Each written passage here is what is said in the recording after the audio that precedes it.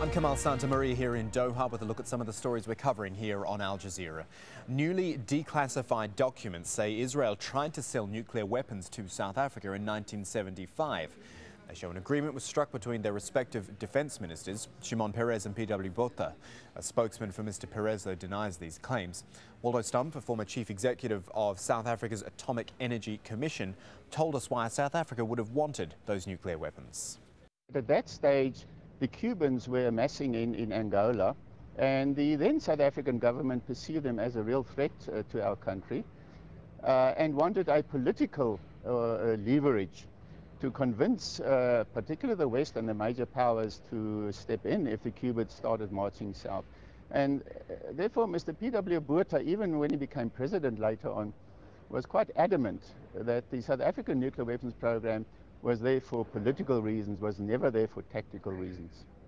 British Airways cabin crew have started a new 5-day strike, but the airline hopes 7 out of 10 passengers will still reach their destination.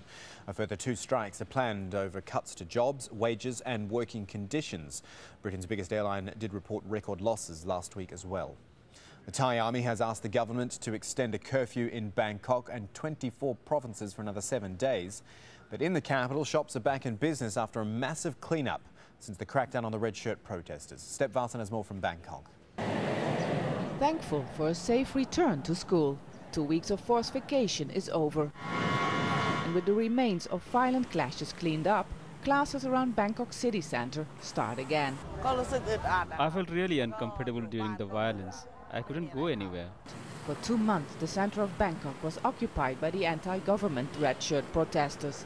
Now the stock market has reopened, but the destruction caused during last week's military crackdown is clear for all who have come to see.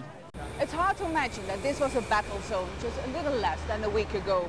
And while life is returning to normal in Bangkok, the city remains scarred from the outside, but especially from the inside, with still fear of more violence to come.